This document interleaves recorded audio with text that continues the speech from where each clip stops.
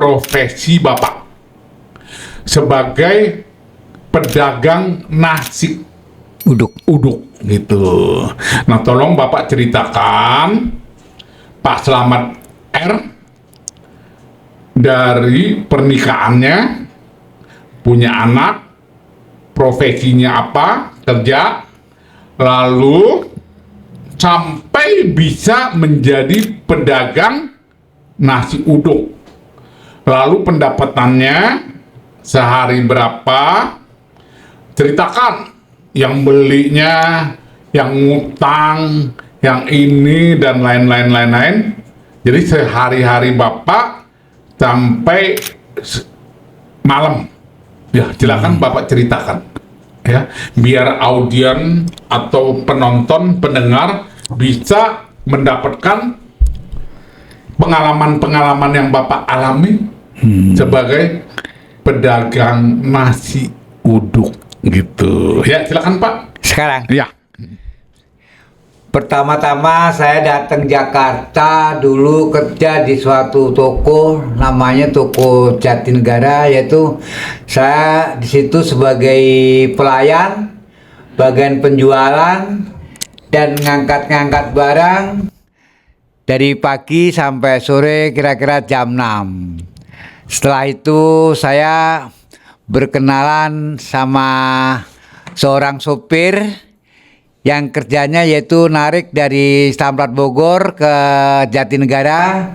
Saya di situ diajarin jadi seorang sopir. Jadi sampai sekarang ini bisa bawa mobil, punya SIM dan lain sebagainya. Dan saya bisa kerja, akhirnya menjadi seorang sopir nganter barang elektronik yang saya jual itu seperti AC, kulkas, mesin cuci, pokoknya perabotan elektronik lah, sampai penjualan sampai pemasangan. Setelah itu saya diangkat oleh bos saya sebagai tangan kanannya, diserahin sebagai hasil penjualan, diserahin nama saya.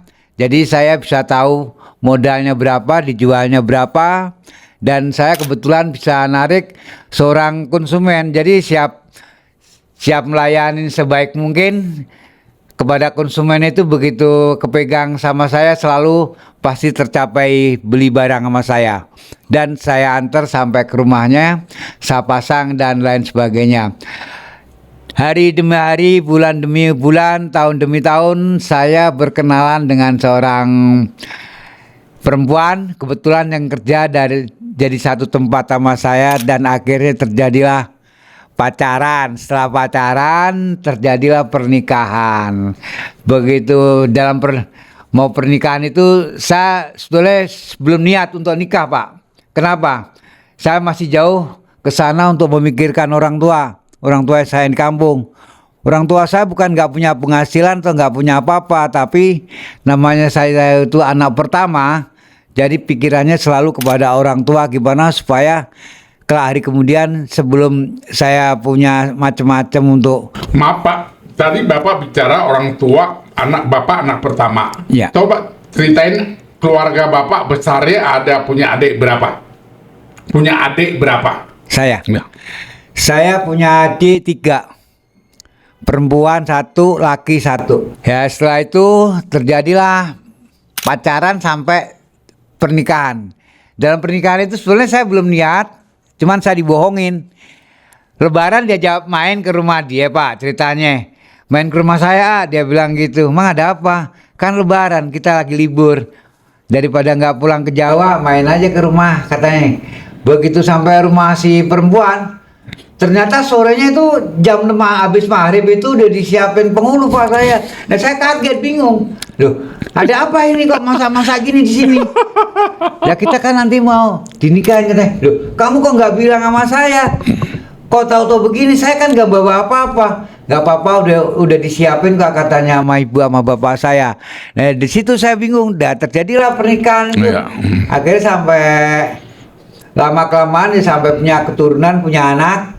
Nah, dari situ saya ngontrak di Umbaran itu sama menantunya Pak Haji. Saya dibilangin begini, Rip, ada apa Bang? istri kamu daripada pagi mengang-mengong nganggur, suruh jualan nasi aja. Ntar kamu waktunya berangkat kerja, baru berangkat kerja, sebelum berangkat kerja bantuin jualannya, dia bilang gitu ya. Ternyata waktu saya jualan nasi bersama istri itu Pak, bukan main langganan saya, penuh. Itu sehari sepagiannya nggak nyampe sehari Pak. Dari saya keluar jam 6 sampai jam 8 atau jam 9, sampai jam 9, jam 10 lah.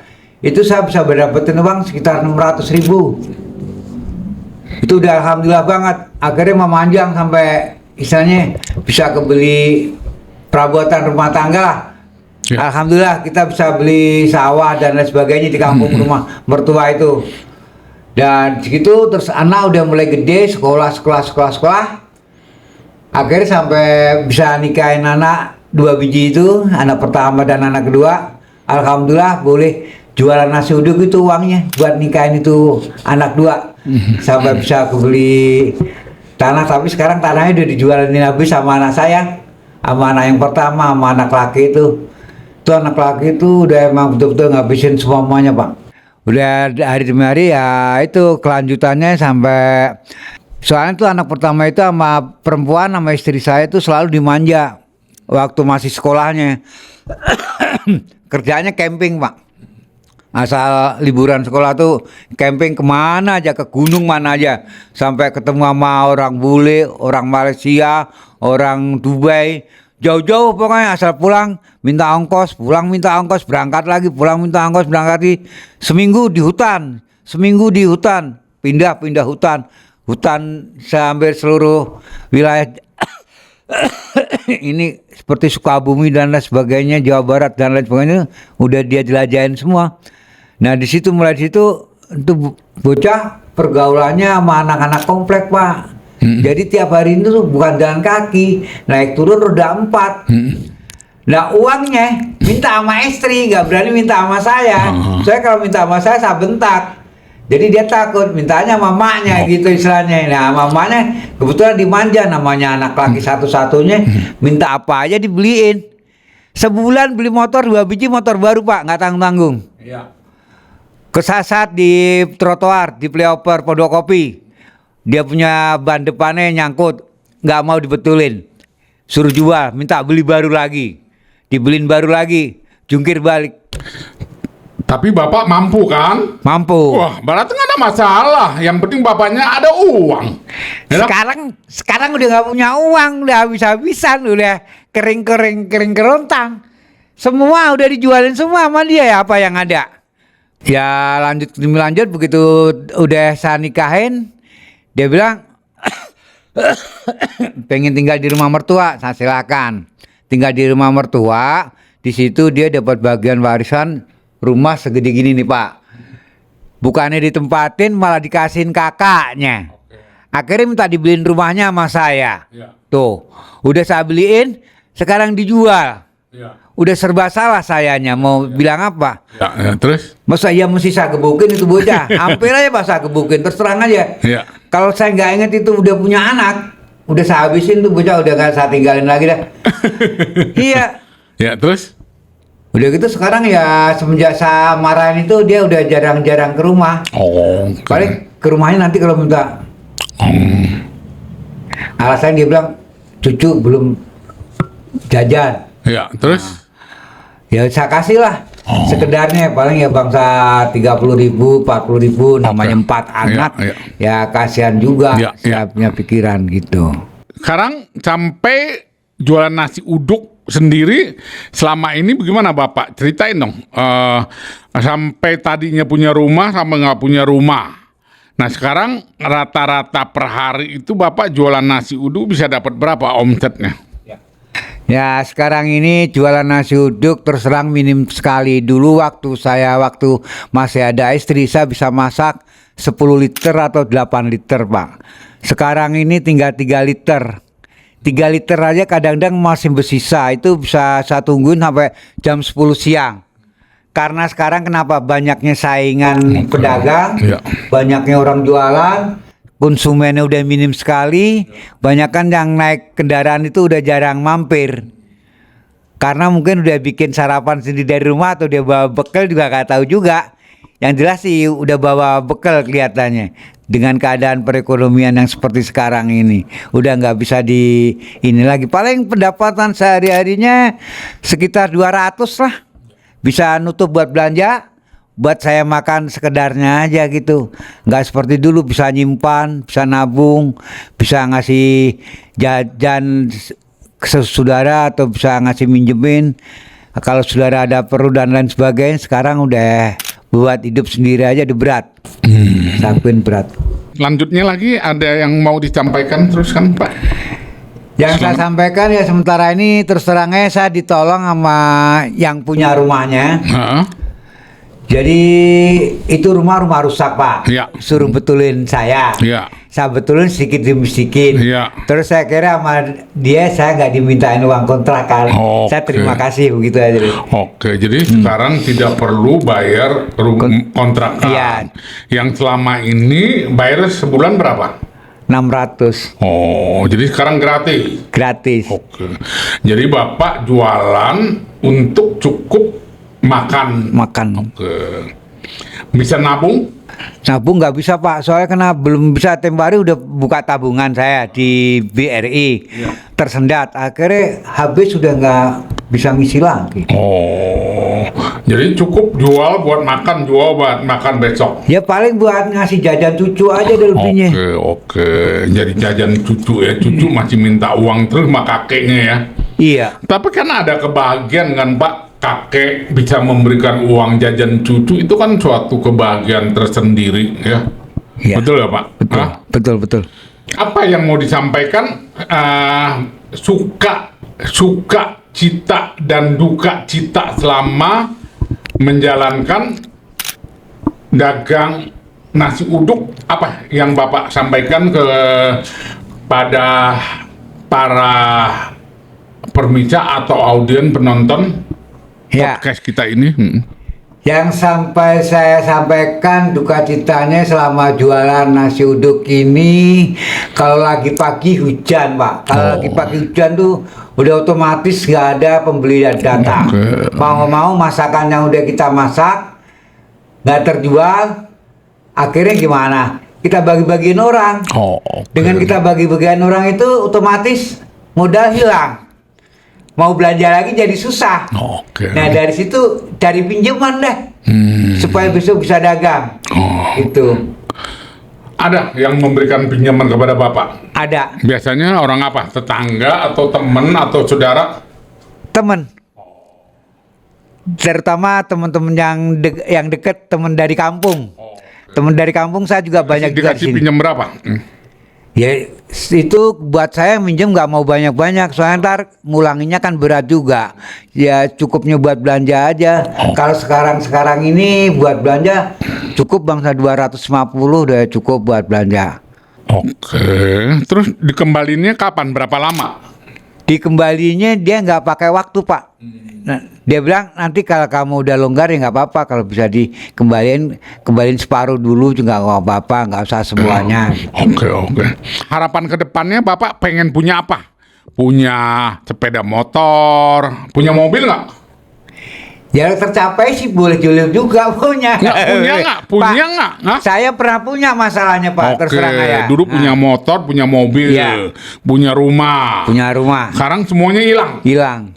Maaf Pak ya, saya dulu pernah jadi pedagang beras Pak. Oke. Terus? Saya pedagang beras itu join sama tetangga. Dagang beras, jagung, singkong kering, gaplek namanya kalau orang kampung itu. Saya udah sempet main tronton. Saya kirim ke Surabaya, ke Kediri, ke Malang. Ya termasuk orang-orang, Bapak pernah ngalamin sukses sebagai pengusaha lah ya. Ya istilahnya gitu. Cuman uangnya saya nggak ikut megang. Hah? Cuman diberitahu doang. Jadi begitu udah habis setor dapat uang itu dari yang saya storin barang itu, ntar buat belanja ini, hitung-hitungannya cuma di atas kertas saja gitu. Ya saya sih percaya ya namanya sama temen, tapi ternyata uang itu dimanfaatin sama dia Pak. Buat beli tanah lah, buat beli rumah kah. Buntung-buntungnya kenapa? Tahu-tahu dia menghilang. Jadi istilahnya Bapak tertipu lah. Ya, kurang lebih begitu. Terus kurang lebih dengan begitu Bapak nggak nuntut dia?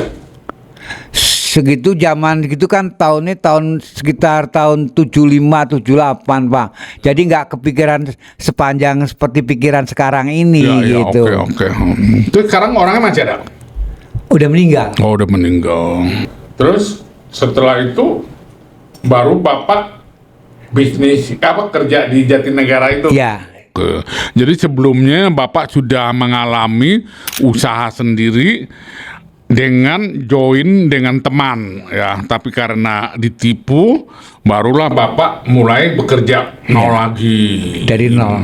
Kalau begitu apalagi yang perlu disampaikan Pak? Yang sampaikan dulu saya waktu selain kerja di Jatinegara, saya juga punya usaha Pak. Bikin kue. Bikin kue. Iya. Saya bikin kue donat. Ya. Saya punya anak buah 4. Itu masing-masing udah saya kasih motor, pegangan motor semua satu orang satu, itu buat store ke toko-toko. Iya. Saya store kue itu bikin donat itu udah dari mulai bawahnya Bogor sampai Cikarang Pak. Itu juga sempet dimakan temen juga. Saya tuh punya oven panjangnya kurang lebih ada 4 meter ya. Saya ngopen kue itu sekali ngopen berapa? 4.000 Pak, nggak tanggung-tanggung. 4.000 biji. Itu saya storein ke warung-warung, ke pasar-pasar. Terus itu bisa bertahan berapa lama Pak? Berapa Lama. tahun? Hah? Lama bisa sampai bertahun-tahun itu. Oke, terus? Buntut-buntutnya terakhirnya kelihatannya rupanya mereka tuh udah banyak ngambil uang dari hasil tadi. Iya. Dia simpan. Begitu finishingnya terakhir tagihan dari ujung ke ujung, dari ujungnya Bogor sana sampai Cikarang. Iya. Itu dia bawa kabur juga ke Lampung, kaburnya. Dibawa Terus? kabur ke Lampung. Akhirnya yang tertinggal, anak buah yang tertinggal 2 orang tadi, motor 4-4-nya saya Iya. jual, saya suruh pulang ke Jawa. Udah kamu pulang ke Jawa aja. Iya. Saya berhenti produksi, saya bilang gitu. Iya. Oh. Udah akhirnya saya jadi berhenti deh. Saya akhirnya sekarang jadi jualan nasi uduk gitu. Oke. Jadi pernah jadi pengusaha sukses karena ketipu bukan satu kali tapi beberapa kali. Iya. Ya. Nah ternyata akhirnya jadi pedagang nasi uduk. Tapi tetap bersyukur kan Pak? Ya, bersyukur. Walaupun hidup sehari-hari pas-pasan. Karena apa? Ya. Masih Bahagia.